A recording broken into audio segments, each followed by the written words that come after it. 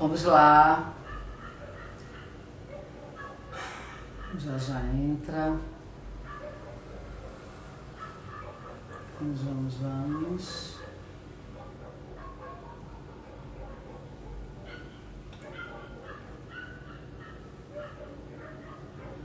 Oi, Dantas.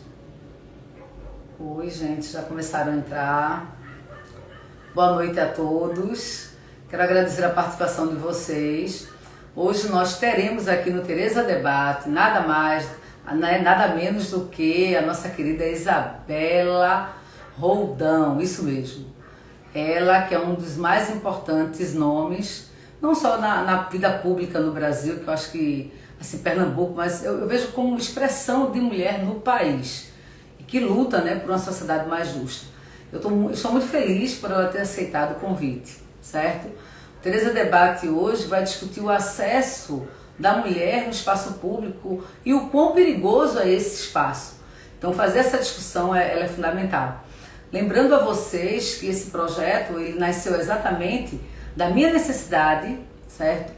Da necessidade do curso de possibilitar a você visões cada vez mais múltiplas e variadas de autoridades. E a gente sabe que Isabela Roldão, ela é uma autoridade no que diz respeito não somente à gestão pública, como secretária, que a gente sabe que ela foi, e como vereadora e a força, né? A força dela.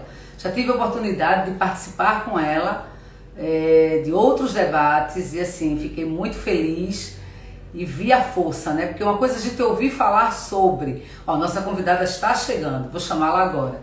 Uma coisa é ouvir falar sobre, outra coisa é estar ali do lado dela, certo? Um grande orgulho. Já já ela aparece. Vamos lá. E aí, querida? Olá, Tereza, como Como vai é que você você? está? Menina, estou bem, graças a Deus, tudo certinho, na paz. Eu estava dizendo aos alunos que uma coisa é ouvir falar de você, né? Que até então Ah, eu nunca tinha tido antes. Assim, a última vez que a gente se viu foi naquela mesa, lá naquele programa sim, Caldinho do Neném, uma coisa assim do Neném, que a gente é, fez um é, debate sobre mulher. E aí eu sempre te isso. admirava, né? Quando eu estava ali, eu disse, não, ela é perfeita. E fico muito feliz, sobretudo, no que diz respeito essa percepção, não é somente da situação da mulher no Brasil, ou da mulher em Sim, Pernambuco, mas é essa sua sensibilidade frente às questões sociais do país e ao próprio povo, né? Eu vi muito isso, porque eu sou muito. Eu percebo muito as pessoas pelas ações, pelo dizer. E aí uhum, você consegue identificar quando aquele dizer ele é performático, ele representa sim, muitas vezes meio que, como é que eu posso dizer, um clichê, ou quando aquilo que de fato é dito tem um uhum, verdadeiro valor. E aí, uhum, falar sobre mulheres, né, com você, me deixa muito feliz, porque esse tema ele nunca vai se esgotar. Quando a gente fica achando, pelo menos eu fico acreditando, que estamos caminhando, a gente vê cenas tristíssimas, certo? sim, Pessoas que acreditam, entendem que uma criança de 10 anos pode ter um filho. E não se pensa, né, naquilo que sempre foi a marca da sociedade no Brasil, que é a exploração sexual contra o menor. Então, eu estou falando do menor porque não é só o fato de ser criança, porque a questão de gênero também marca esse discurso meu. A gente sabe que a situação da menina ela também está atrelada a todo o machismo e o patriarcalismo. Então, falar disso com você, para mim, é sempre um prazer. Sempre um prazer. Eu já disse aos alunos, né? Olha, vereadora da cidade do Recife, secretária de habitação, não é isso? isso. Assim, pelo menos eu identifico como uma das mais atuantes na política Ah, brasileira. obrigada. E digo logo a você, estou muito feliz, né? Eu digo assim, porque soube da sua pré-candidatura, acredito que você vai. Eu fico muito feliz, porque é exatamente isso é fundamental para a cidade brasileira, pernambucana de Uhum, Recife. Porque quando você tem mulheres, né, buscando espaço, se pensa uhum, mais, pelo menos eu acredito, políticas públicas para as mulheres. Mas aí, vou fazer uma primeira pergunta, que é uma pergunta que sempre me incomodou. E aí, vamos começar, já que a gente tem que falar de acessos, ou acesso à cidade, vamos ver de forma múltipla naquilo que eu acho que é fundamental para que, de fato, existam mudanças. Eu começo com uma das filósofas, né, mais queridas, né, por mim, que é Simone de Beauvoir.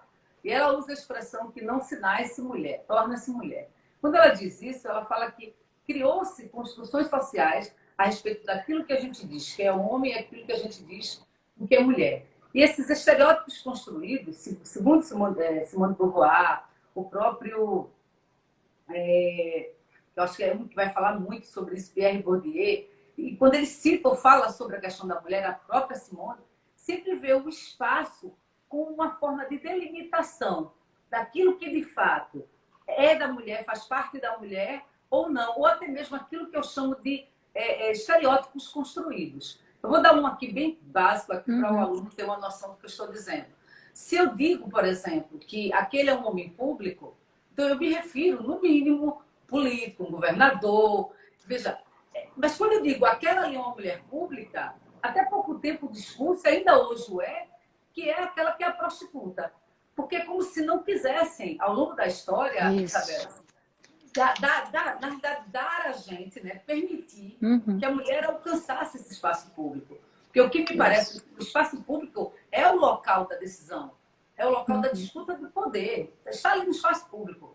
Não que não tenha no espaço privado, mas é muito mais forte no espaço público, que é justamente onde existem as tomadas de decisões.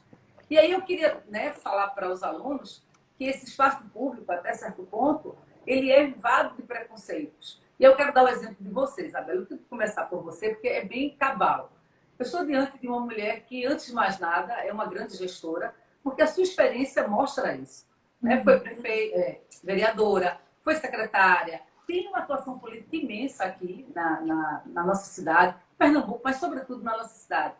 E aí eu vejo candidatos homens, eu estou sendo bastante sincera em relação a isso, que lançam suas campanhas e acabam tendo um maior burburinho. Quando, ao passo que você, né, que é uma grande qualificadora para essa empreitada, que é assim, de levar adiante os projetos da cidade do Recife, muitas vezes é delegitimada pelas vozes, basicamente masculinas, não que não tenha mulher, que infelizmente ainda tem, mas que coloca você no local, não é só você, mas outras candidatas, de exclusão. Então, o que eu vejo? Eu vejo um preconceito contra a mulher naquilo que é fundamental, que é o espaço público. Aí eu faço uma pergunta a você. Como fazer política diante de tanto machismo? É um desafio, né? E é interessante, Tereza, assim, inicialmente uma alegria poder estar contigo, assim, a gente teve aquele encontro que foi maravilhoso, né? Aquela roda de conversa ali, é, com essa temática da mulher, que é uma temática super importante da gente discutir ao mesmo tempo trazer um pouco a reflexão, né?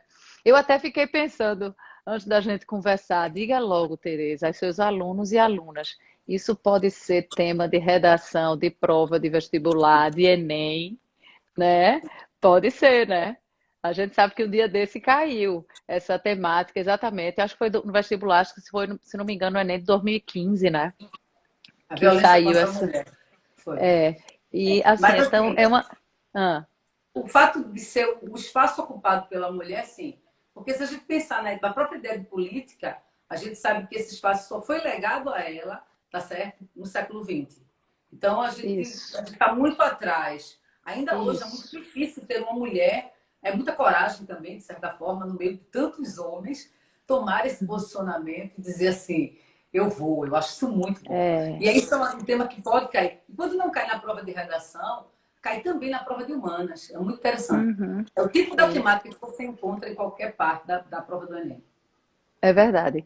E aí, assim, pegando o gancho em Simone de Beauvoir, que veio com uma revolução a partir do momento que ela diz que ninguém nasce mulher, torna-se mulher, né? Se a gente entender ou buscar compreender ou refletir acerca disso, veja, a gente é taxada por ser mulher, né? Na verdade, muito mais numa relação sexual falando, né? Sexualmente você nasceu mulher.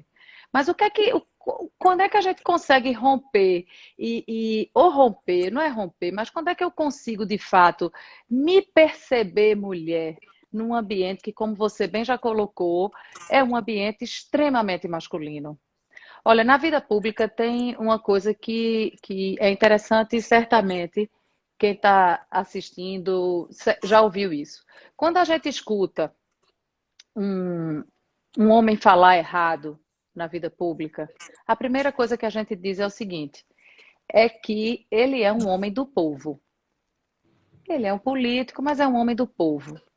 Quando é a mulher que fala errado, ela já é taxada de burra.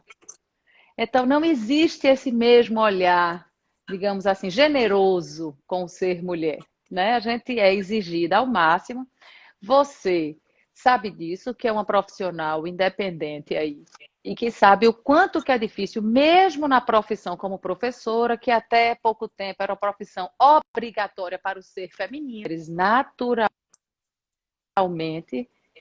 tinham as suas, a sua continuidade de estudo. Quando lhes era permitido, era para seguir a carreira na época do magistério.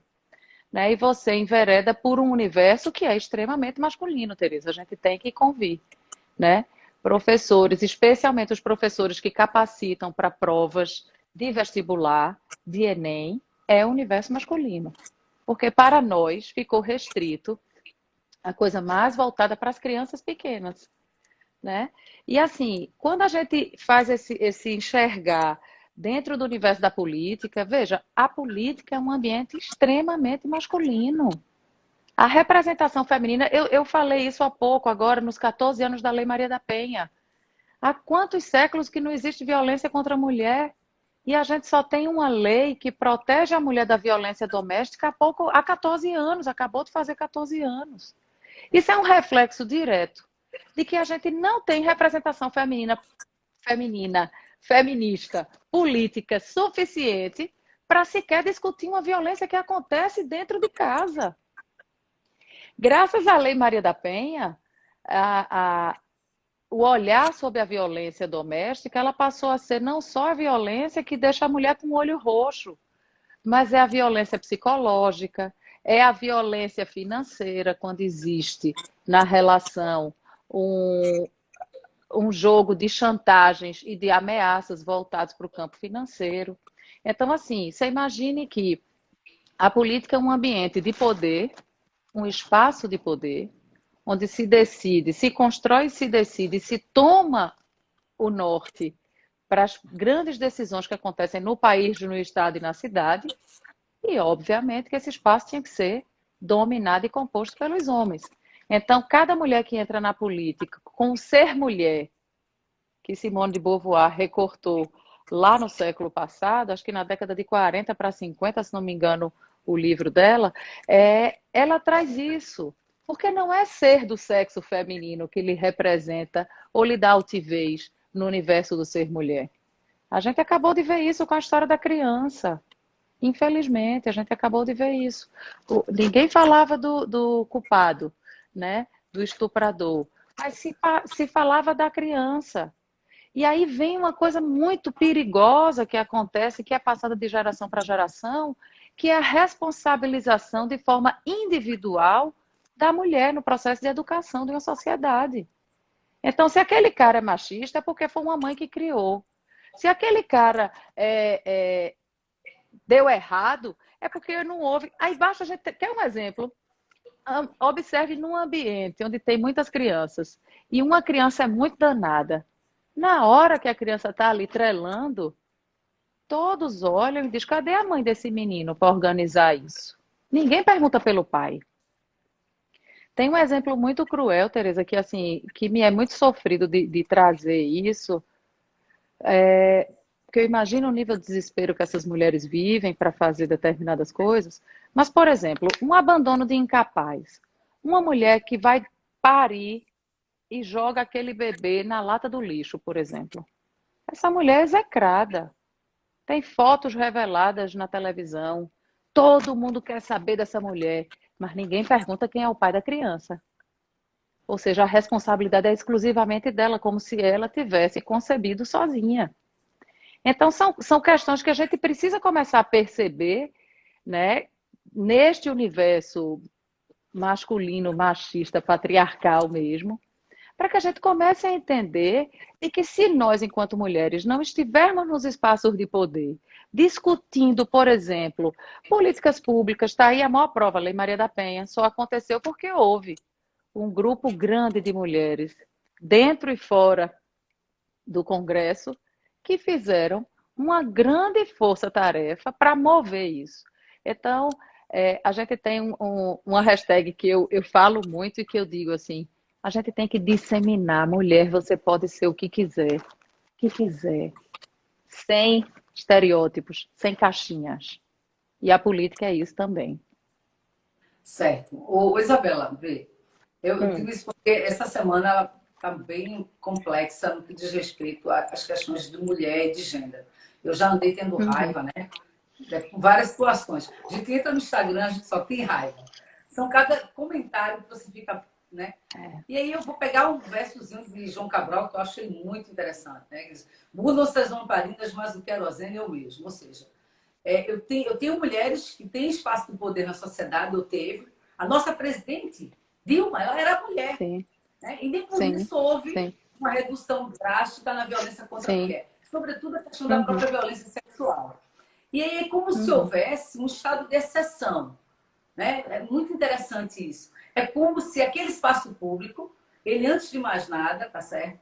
Ele pudesse ou não receber essa mulher mediante uma hora marcada, um tempo de estada lá, e sem contar a forma como aqueles que ocupam o mesmo espaço público veem essa mulher quando ela está sozinha, desacompanhada. Eu estou dizendo isso porque quando uma menina sai, é um verdadeiro interrogatório. Você vai sair com quem? Veja quem são seus amigos, qual é a isso. hora que você vai voltar. E aí, de certa forma, a questão da violência sexual está muito atrelada também ao espaço público. Porque, Uhum, lamentavelmente, a gente sabe que muitas mulheres são atacadas nas ruas. E aí eu vejo deputadas aqui no Estado, né? E outros representantes, porque o que me dói é porque é deputada. Eu estou usando assim, porque quando eu vejo uma mulher com um discurso desse, eu fico preocupada, preocupadíssima. Porque ela reproduz, na realidade, o discurso do homem. Quando, isso. assim, quando ela coloca aí, tá certo? Que para resolver o problema do estupro no Brasil, da violência sexual, teria que ter castração química, teria que ter penas severas. E eles começam a colocar como se isso, de fato, fosse a solução.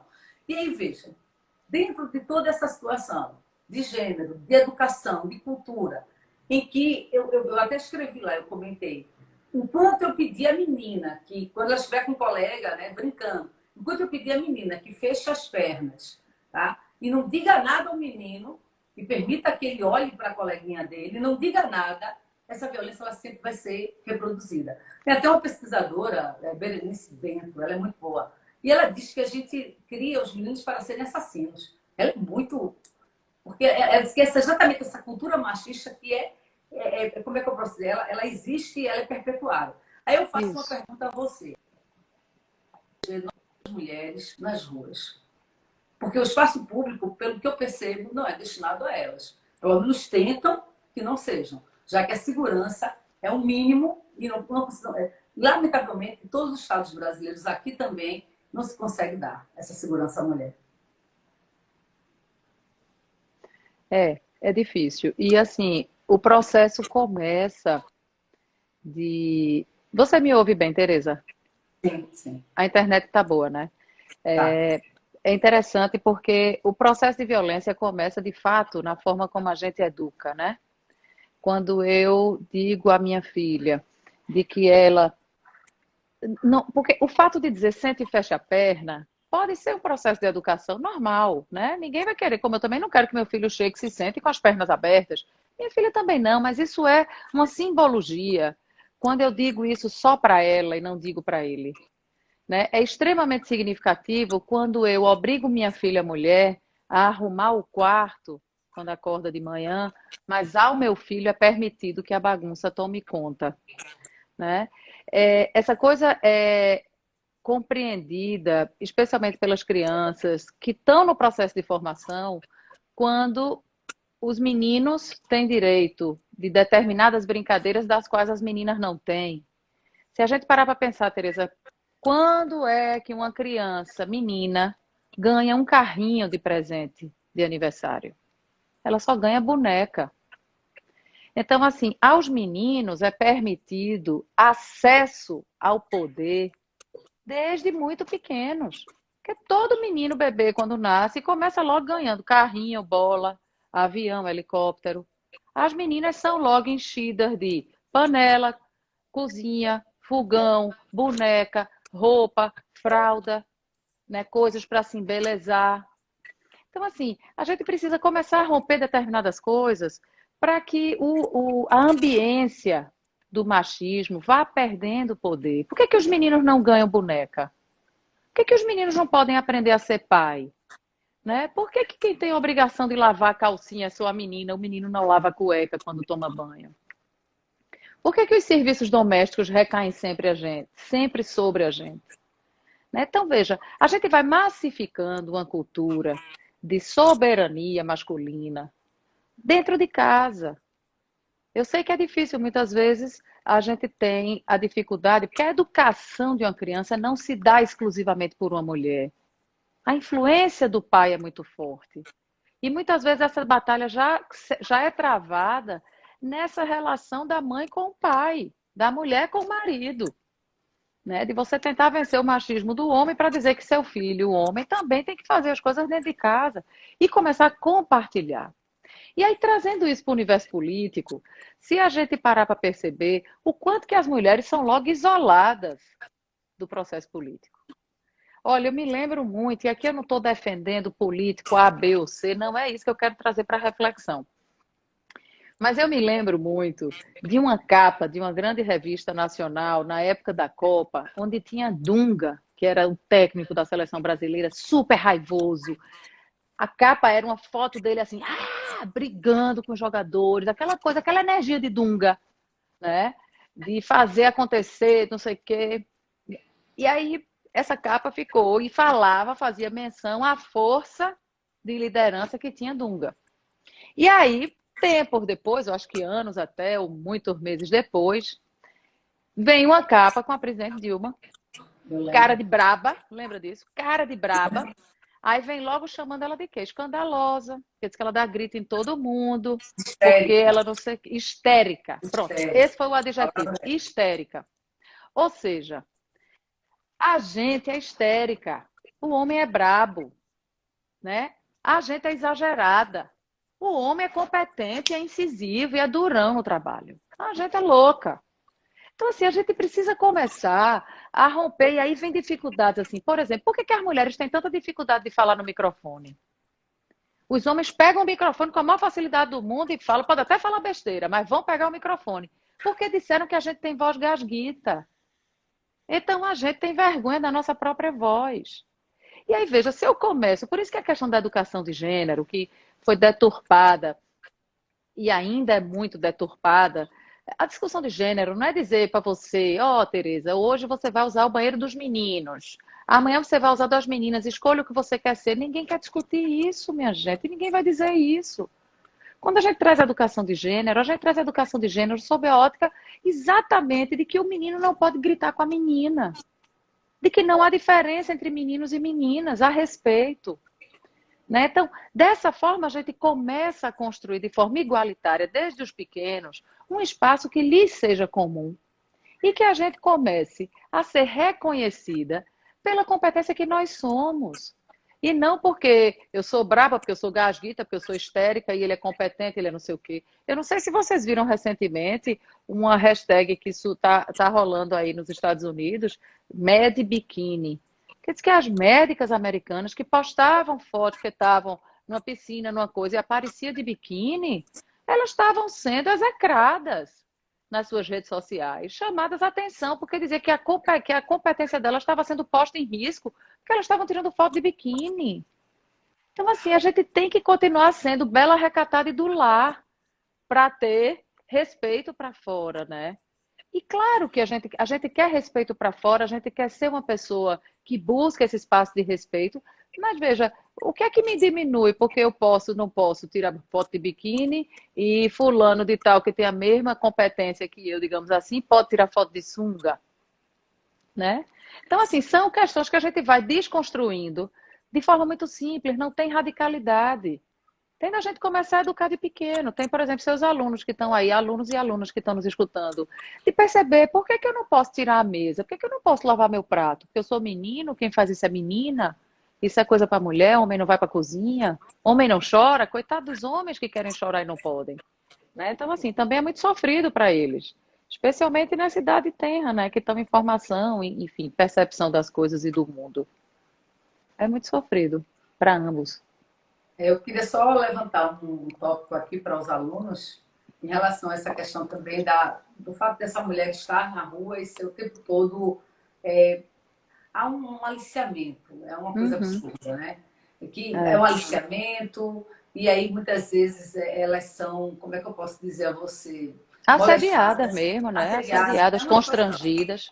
É. E aí, quando eu até só para o aluno complementar na prova de redação, Isabela, uma coisa que sempre me chocou muito, o meu mestrado ele é em gênero, né? Eu discuto Hum, a questão da violência sexual contra a mulher, na realidade, sexual não, a violência contra a mulher na cidade do uhum, Recife, por meio do romance Emparedada da Rua Nova. Aí faço um paralelo entre a história e a realidade. Eu li um livro de uma mulher chamada Marta Abreu, As Meninas Perdidas, que ela fala dessas meninas do Rio de Janeiro.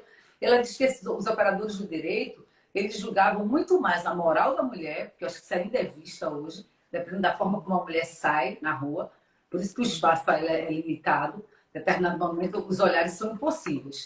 Muitas vezes as mulheres nem avançam, já vai para casa ou nem tentam. E aí ela uhum. disse uma coisa interessante, que se julgava a moral. E os operadores do direito, aqueles que trabalhavam com direito, né, assim, na maioria das vezes absorviam esses crimes, ou era uma pena bastante reduzida.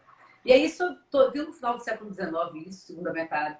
Aí quando a gente pega aqui como exemplo, só para fazer um paralelo, do que houve, né, um estupro coletivo lá no Rio de Janeiro, foi aquele Sim. escândalo, e aí a gente vê um delegado olhar para ele e dizer, mas me diga, quantas vezes você já fez isso? Ou seja, me parece que o poder público, né, está um pouco, como é que eu posso dizer, distante da vida, até mesmo há um desrespeito da condição dessa mulher. Eu estou falando um pouco Uhum. dessa mulher dentro de uma perspectiva generalizada, porque, mais uma vez, eu estou trabalhando a questão de gênero com as presas, né? Presos que menstruam, é um livro muito Sim. bom. E aí, mais uma vez, as cadeias públicas, elas são feitas para os homens e jogam as mulheres, vamos tentar nos adaptar. Poucas são destinadas à nossa condição. Mas aí vem a pergunta, que eu acho que é a pergunta mais importante, né, nessa questão. Como possibilitar essas mulheres, dentro do espaço público, o que a gente poderia ter de política para que, de fato, houvesse uma maior segurança delas nas ruas e, mais do que isso, a ocupação do espaço mesmo. Porque, lamentavelmente, me parece que quanto mais homens eu tenho no poder, assim, o acesso melhorou, melhorou, mas deveria ser bem melhor do que o que já está. É muito delicado isso mesmo que você traz. E assim, e a gente se percebe constrangida em diversos locais, inclusive dentro da política, tá? Assim, eu me lembro de. Eu passei alguns constrangimentos na vida pública, assim, como vereadora, foram situações assim extremamente delicadas e que você fica tentando minimizar, porque ainda é constrangedor para a mulher gritar socorro. E não é o grito de socorro que precisa ser histérico, mas o gritar socorro para pedir ajuda. Porque existe sempre esse olhar muito machista de ambos os sexos, de que você dá causa. Então, essa coisa do estupro coletivo que aconteceu, isso é real. O crime de estupro e de assédio sexual é um dos crimes menos notificados no país. Porque a mulher ela já sai decidida a denunciar, a partir do momento que ela decide denunciar até a finalização, ela é tida como culpada em todas as etapas. Né? Ela já chega na delegacia, ela é olhada de cima a baixo, ela é questionada: você estava com essa roupa? E também com essa roupa, o que é que você queria? Né? Também, minha filha, sentando desse jeito, também falando desse jeito, o que é que você estava fazendo no meio de tanto homem? Eu me lembro quando Mike Tyson foi preso, condenado de estupro, acho que era da década de 80 ali, final de 80. E eu me lembro que uma das coisas que mais se questionava foi o seguinte: o que é que uma mulher vai fazer no apartamento de um homem à noite sozinha? Sabe? Então, assim, veja, o que é isso? Você não pode acessar, você não pode ser convidada para tomar um café, um chá à noite na casa de um homem sozinha, não pode? Quantas mulheres ainda hoje, por exemplo, não andam sequer sozinhas num carro com um homem, mesmo trabalhando com esse homem, né? Então, assim, vai fazer um serviço, vai despachar um processo, vai assistir uma aula. Quer dizer, a gente está criando, está permitindo, pelo menos, que as nossas crianças, que as nossas meninas sejam criadas achando que elas são inferiores, eu diria inferiores no sentido de força, de energia para lidar e para fazer o enfrentamento, e dando poder demais a esses homens, de que elas têm que ter medo.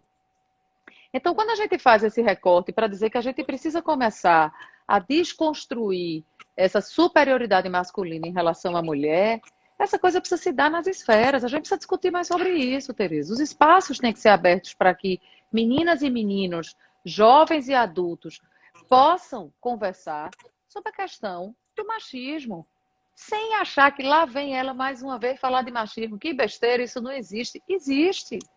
E só vai ser desconstruído se a gente conseguir comunicação. Se a gente conseguir que mais filmes mostrem, que mais debates nas escolas aconteçam, que mais conversas de respeito aconteçam em todos os lugares.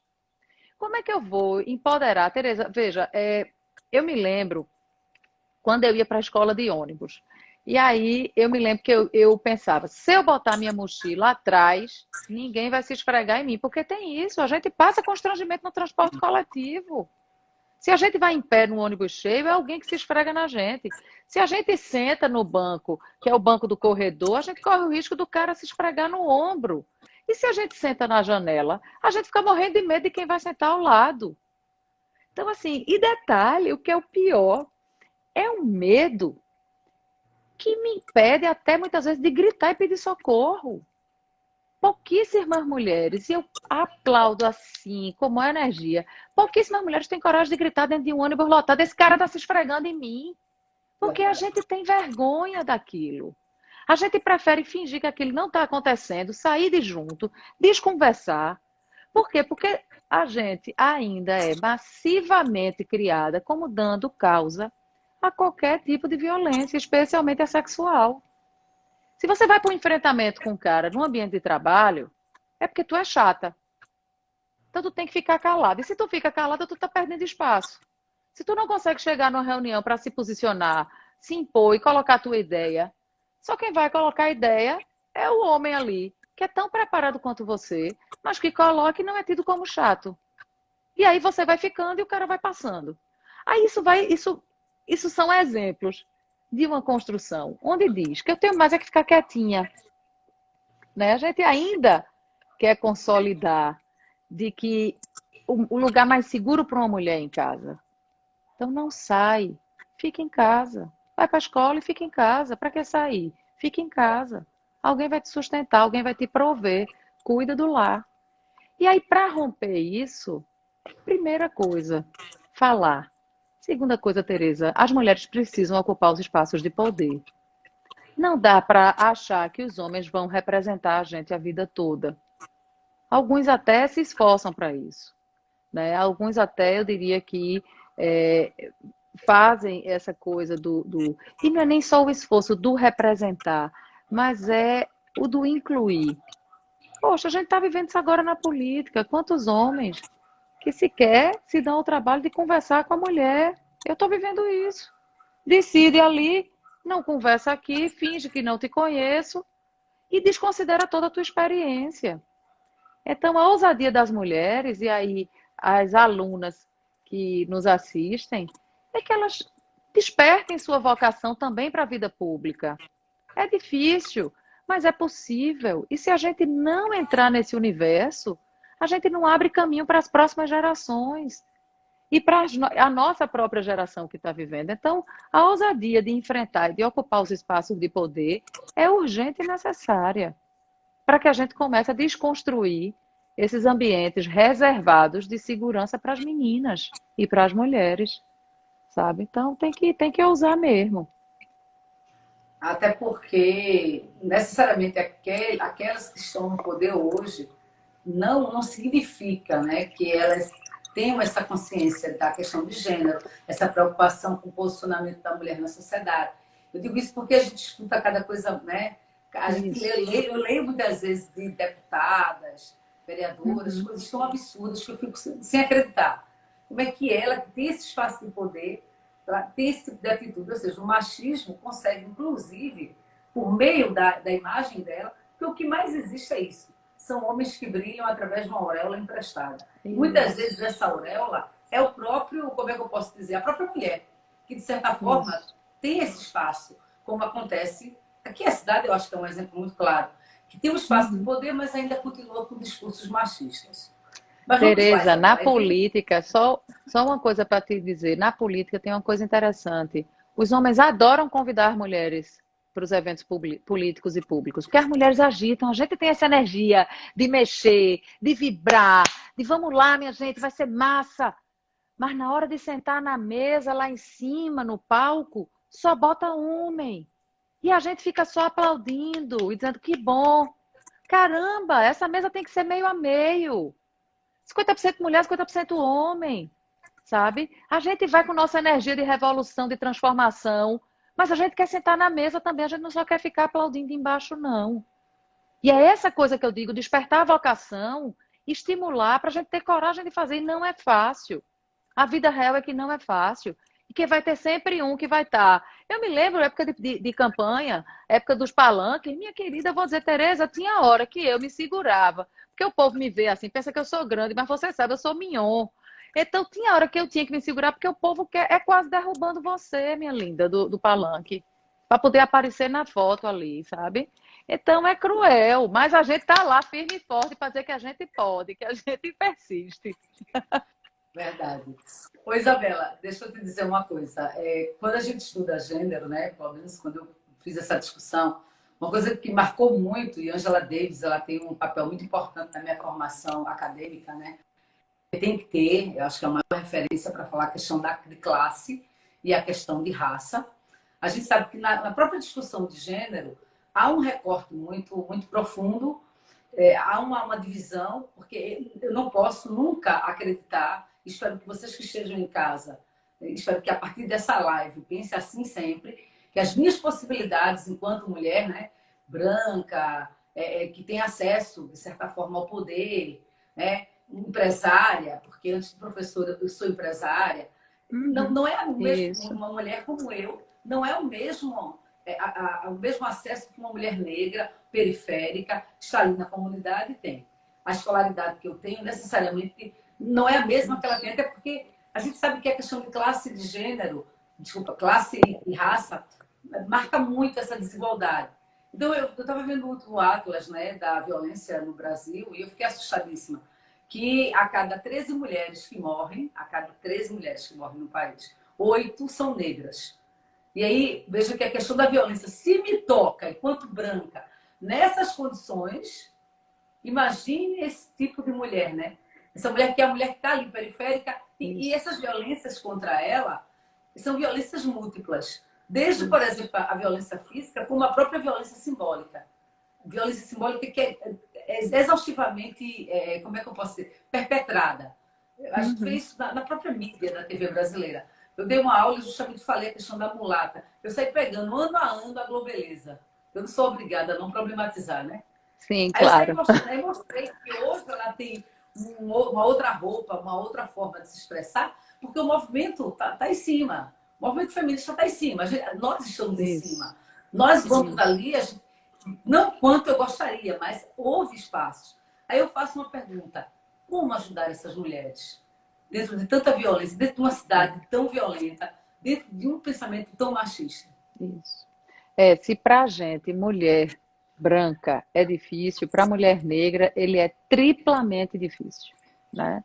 E assim, o que a gente precisa, e aí assim, uma visão talvez muito até limitada, eu diria, sabe, Tereza? Porque por mais que a gente desenvolva a empatia, a situação real só sabem elas que vivem, né? Eu sei, eu falo com muita propriedade do meu ponto de mulher branca, né? Onde eu sentia ali na política que muitas vezes as pessoas achavam que eu era feito um jarrinho, que estou aqui do meu lado de flores, para enfeitar, sabe? E eu dizia, ó, eu posso até ter cara de boneca, né? E aí vem logo o estereótipo de patricinha, branca até patricinha, aí vem a loura burra, vem aquelas coisas horríveis que aí a gente fala desse ponto.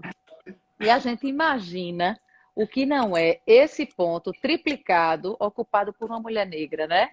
Onde, durante anos, a mulher negra, os papéis que tinham nas televisões era sempre de empregada doméstica.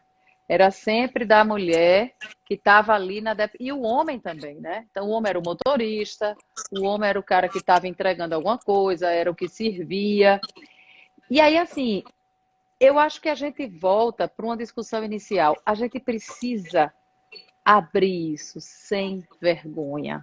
A gente precisa colocar na mesa, mesmo reconhecendo, eu sou uma mulher branca que vivo um nível de machismo e que eu desconheço o nível elevado que vivem essas mulheres negras. A população jovem negra é a que mais morre no Brasil. É a que menos tem oportunidade, né? E o pouco de oportunidade que se quer tirar agora com a questão das cotas, quantas vezes essa questão de cota é discutida, né? Porque, veja, quando eu falo da questão da cota, eu estou trazendo para a realidade da escola pública. E a escola pública, na sua grandíssima maioria, é ocupada por negros e negras, né?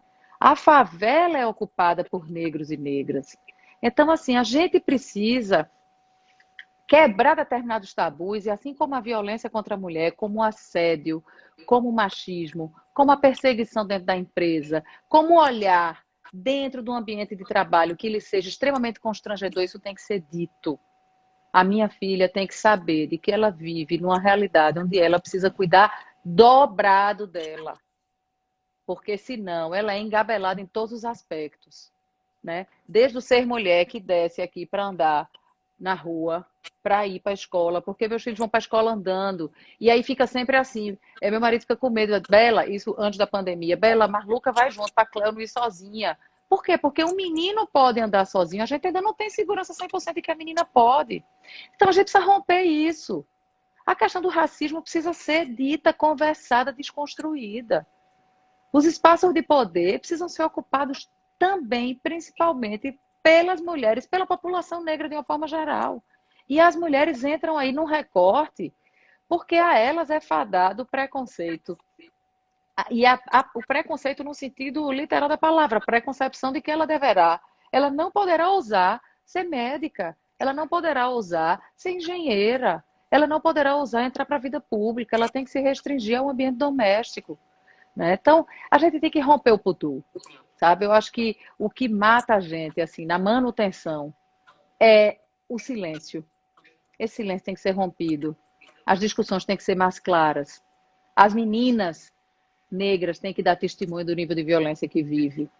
Eu não sei se seus alunos e alunas pegaram e lembra das propagandas que tinha de que chegava uma mulher negra para pegar o elevador de serviço de um prédio de luxo, e aí chegava a outra, uma senhora toda dondoca, e dizia assim, olha, o elevador de serviço é ali. Aí ela dizia, ah, tá, porque eu sou novata no prédio, eu comprei a cobertura hoje, né?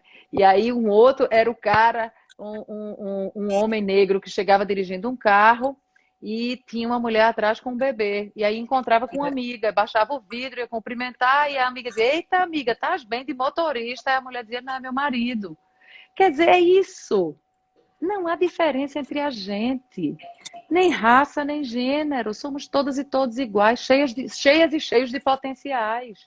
O que há são estereótipos que me condenam a viver reclusa no meu universo. É isso que fazem com a gente, mulher. É isso que fazem com a população negra. É dizer, ó, fica restrita, fica guardada, porque aqui não te cabe. E aí esse mundo é dominado por homens brancos e héteros, de preferência, né?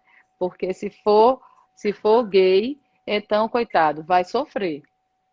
E aí a gente vai mascarando as relações de diferenças.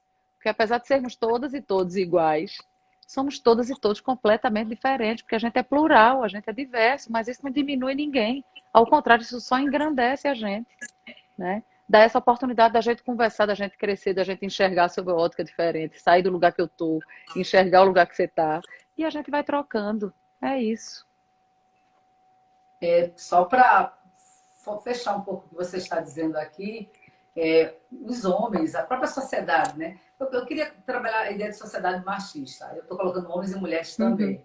Sabem tanto a Sim. nossa força e o quanto a gente se posiciona muito, sobretudo dentro dos espaços públicos, e a importância disso, que muitas vezes nos calar é uma forma, tá, de não fazer com que nossa voz chegue a outras mulheres, né, sobretudo dentro daquilo que a gente chama de local de fala, para que elas possam se Isso, transformar.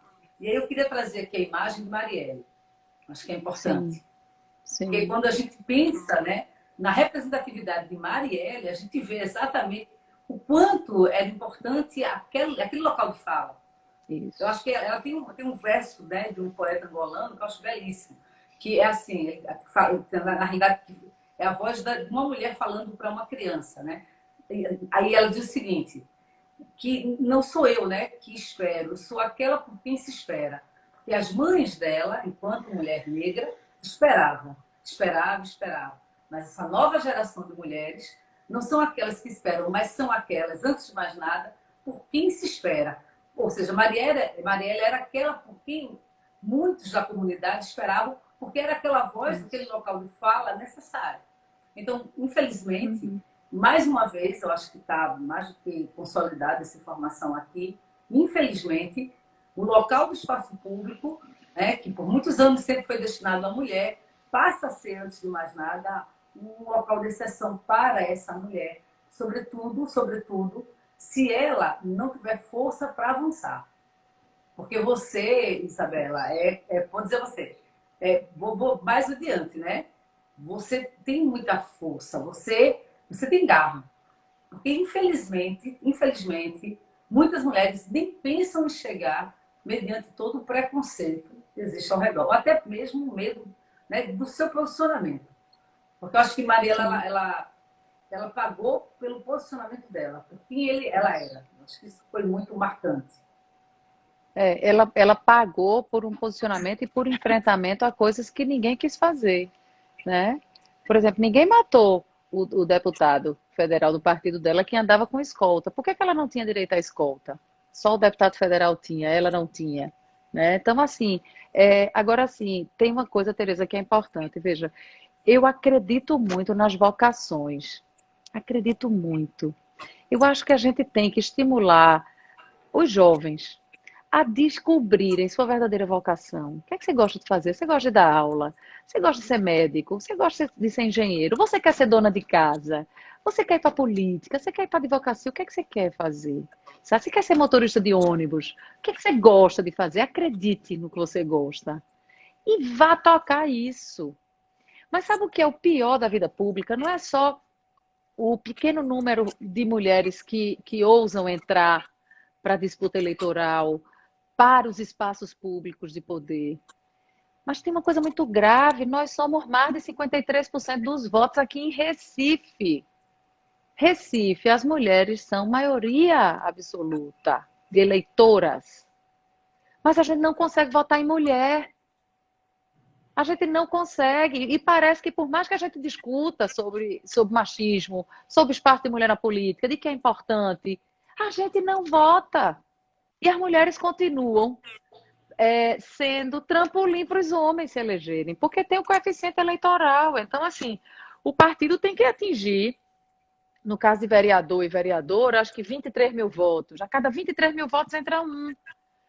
E aí o que acontece? Essa mulher, isso 23 mil votos somando todos do partido, tá? E aí essa mulher que tem seus 3, 4, 5 mil votos, ela é um trampolim para o homem que tem 7 e tem 8. Porque somando todos os votos da coligação, no caso do partido só porque esse ano não coliga para proporcional, o mais votado, e o mais votado é sempre o homem. E as mulheres só entram hoje na disputa de poder porque existe uma cota. A justiça determinou, está no regramento, no regimento eleitoral, que a cada 3 pessoas de um sexo tem que ter uma do outro. Ou seja, tem que ter mulher, senão o homem não se candidata. E aí as mulheres são hoje estimuladas a entrarem para a vida pública para cumprir cota. Porque na hora de sentar naquele palanque que eu falei, naquela mesa que a gente foi chamada para arrumar aquela reunião animada, só sentam os homens. Então a gente tem que ter atenção a isso, despertar as vocações, despertar no sentido de entender que gosta de trabalhar com o coletivo, gosta da política, estuda, não sei o quê. Mas vamos, minha gente, começar pelo voto.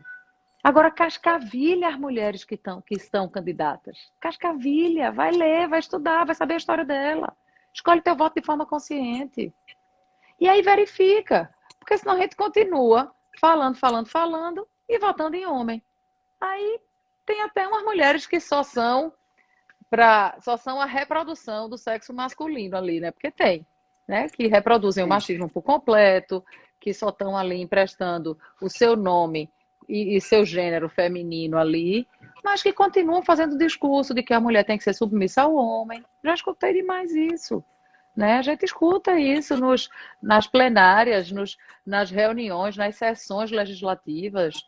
Mulher submissa ao marido, deve obediência. Minha gente, eu não estou aqui dizendo que a gente tem que ser desobediente, não.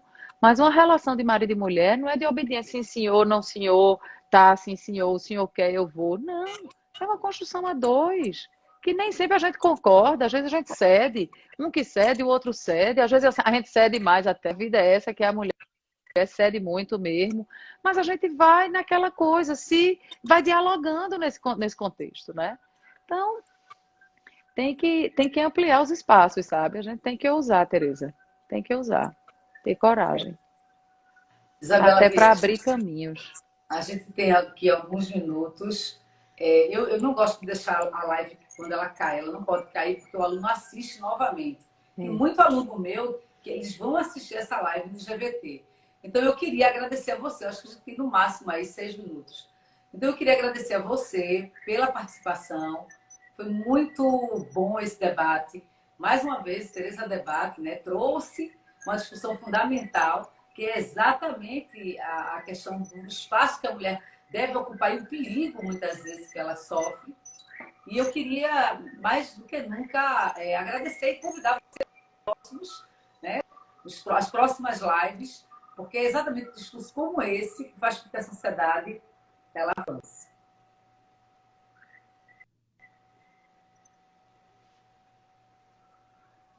Travou para Oi? mim. Travou? Oi, voltou agora. Sim, foi, Voltou travou um agora? pouquinho. Discursos como esse que faz com que a sociedade voltou. A sociedade avance, né? Ela vai. É verdade. Haja a força, né? Eu acho que essa força, o seu Uhum. discurso, você em si já é uma força. E eu agradeço e espero que você participe de outras lives, certo? Sobre variados temas, porque é muito importante para o meu aluno ter alguém da área fazendo essa discussão. Perfeito, Tereza. Eu que agradeço, assim, a oportunidade da gente conversar enfim, e conversar com seus alunos e suas alunas. É muito legal isso. E se eu pudesse dizer alguma coisa assim, seria: desperte sua vocação, acredite em você, né? As meninas e aos meninos, não aceitem as caixas que dizem que a gente tem que viver e que estar, né?